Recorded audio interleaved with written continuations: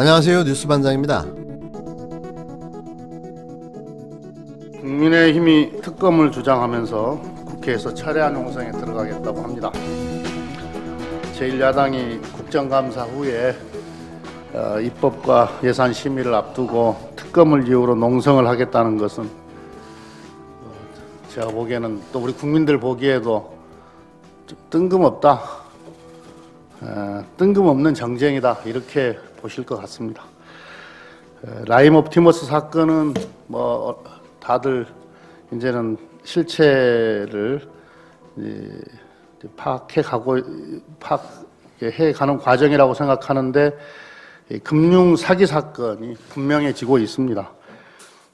야당이 줄기차게 주장하는 여권 실세 로비설 이것도 근거 없다, 권력형 게이트가 아니다라는 것이 명백해지고 있고요. 오직 국민의힘만 권력형 게이트라고 우깁니다. 그러면서 억지 특검을 주장을 하고 있습니다. 오히려 일부 전현직 특수부 검사들의 커넥션 그리고 야당 정치인 연루 의혹이 드러나고 있지 않습니까?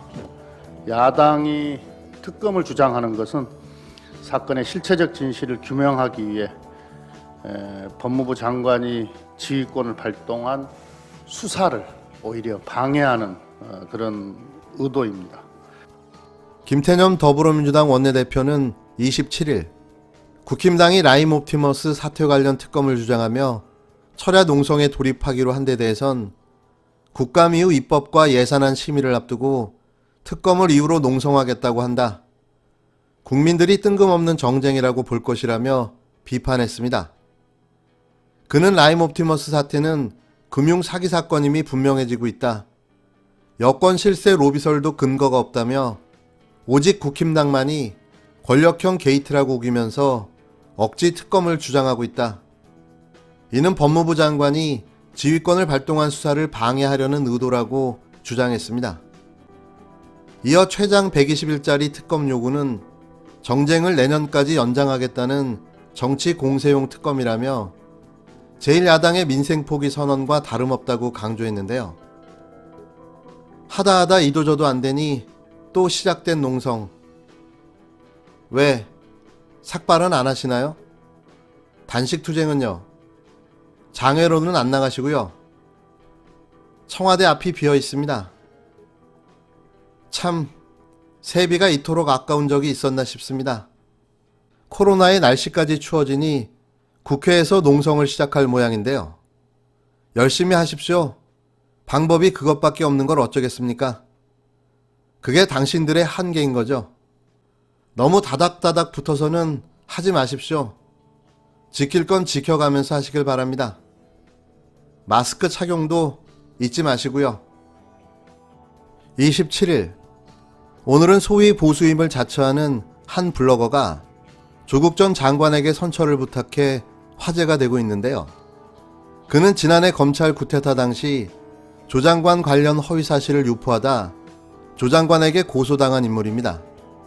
조 전 장관을 패션 좌파, 그러니까 패션과 좌파의 합성어로 허울뿐인 진보주의 등을 비꼬는 말로 폄훼하며 조 전 장관 부친에 대해선 2000년 이전 간첩에 포섭됐고 사기꾼이라는 허위 사실을 유포한 보수 블로거 운영자인데요. 그는 이미 경찰 수사를 받고 있는 것으로 확인됐습니다. 경찰 등에 따르면 서울 방배경찰서는 조 전 장관 측 고소로 보수 블로거 운영자 안모 씨를 정보통신망 이용 촉진 및 정보보호 등에 관한 법률 위반, 명예훼손 혐의로 수사 중이라고 밝혔는데요. 필명을 앞세워 정치연구소라는 블로그를 운영 중인 안 씨는 지난해 11월부터 올 4월 사이 조 전 장관과 가족에 대한 허위 사실을 유포하고 명예를 훼손한 혐의를 받고 있습니다. 안 씨는 블로그에서 조 전 장관 부친은 사업이 망하자 일가를 벌였고 10여 년 동안 노숙자로 살다 객사했다면서 조 전 장관의 사기 기질은 부친에게서 배운 것이라는 등의 허위 사실을 게재했는데요. 안 씨는 또 조 전 장관 부인인 정경심 전 동양대 교수의 명예를 훼손할 만한 거짓글을 유포한 혐의도 받고 있습니다. 안 씨는 이 같은 글을 올리면서 더 좋은 자유우파 사이트로 보답할 테니 계좌번호로 후원해달라면서 구독료 겸 후원 모금을 요청하기도 했는데요. 참 어이가 없는 거죠. 현재 안씨블로거에는 해당 내용을 비롯해 모든 글들이 비공개 혹은 삭제된 상태인데요. 그는 블로거 이름을 금융블로거로 바꾼 뒤 조국 선생님께 불편함을 드린 점 사과한다. 결과적으로 누군가에게 피해가 가거나 상처가 될 수 있다는 걸 생각해야 했는데 고민이 부족했다고 사과의 뜻을 남겼는데요. 그러면서 원한다면 조 전 장관님을 만나 뵙고 정식으로 사과드리겠다. 선처를 부탁한다고도 밝혔습니다.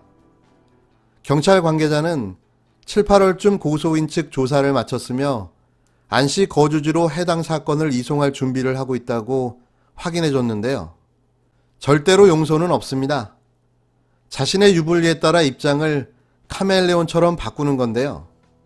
이들의 전형적인 패턴인 거죠. 끝까지 책임을 물어 그 대가를 치르게 해야만 두 번 다시 이런 일은 반복되지 않을 겁니다. 조 전 장관님은 혹시라도 동정심에 흔들리지 않기 바랍니다. 반드시 꼭 단죄해야만 합니다. 요즘 조선일보가 윤석열 총장을 보호해주느라 몹시 바쁜 모양입니다. 특히 정치부 박국희 기자의 활약이 눈부신데요. 새롭게 밝혀진 사실들을 매일같이 반박 기사를 써대며 물타기에 여념이 없습니다. 이러다가 승진이라도 하는 건 아닌지 걱정이 되는데요. 그냥 웃기고 앉아있는 겁니다. 사실 그의 기사는 팩트보다 소설에 가까운 듯 보여지는데요. 그런데 소설이라고 하기에도 재미가 무지하게 없습니다.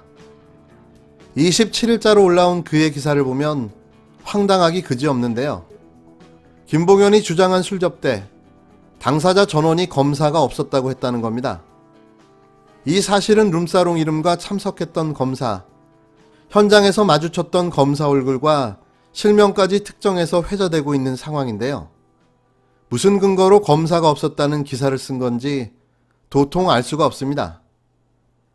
그의 기사는 이렇게 시작됩니다. 라임 자산 운영 로비 핵심 인물인 김봉현 전 스타모빌리티 회장이 최근 두 차례의 옥중 편지 등을 통해 라임 수사가 시작되기 전인 지난 7월 서울 강남구 F 룸사롱에서 현직 검사 3명에게 1,000만원어치 술 접대를 했다고 주장했고, 김 전 회장은 또 접대 당시 자신과 검찰 출신 전관 A 변호사, 검사 3명, 동양 친구인 김모 전 청와대 행정관, 이종필 전 라임 부사장 등 모두 7명이 있었다고 진술했다며, 이는 같은 F 룸사롱에서 김씨가 김 전 행정관을 통해 금감원 검사역으로부터 금감원의 라임 검사 계획서를 입수한 2019년 8월 술자리와는 별개라는 겁니다. 그러면서 김씨가 주장한 7인의 술자리의 경우 김씨를 제외한 나머지 6명 모두 그런 술자리에 간 적이 없다거나 검사가 있었는지 모르겠다며 26일 김씨 주장을 부인했다고 기사에 적었는데요. 아니 그럼 누가 자기가 그 자리에 있었다고 이야기합니까? 이게 기사입니까? 그리고 취재를 한 건가요? 아니면 아니라는 주장만 모아서 대변을 해주는 건가요? 발로 뛰어서 기사를 쓰세요. 앉아서 소설을 쓰지 마시고요. 이미 JTBC의 취재로 많은 사실이 확인됐고 김봉현 전 회장의 주장이 사실로 드러나고 있는데 뭐 하자는 겁니까? 사실 언급하는 것 자체도 민망합니다. 조선을 언론으로 이야기하는 것 자체가 창피한 수준이고 지금 이 내용을 이야기하는 건 열일 그만하고 찌그러져 있으라는 이야기입니다. 지면 낭비, 전파 낭비, 그리고 진실을 호도하면서 국민들을 헷갈리게 좀 하지 말라는 말이죠.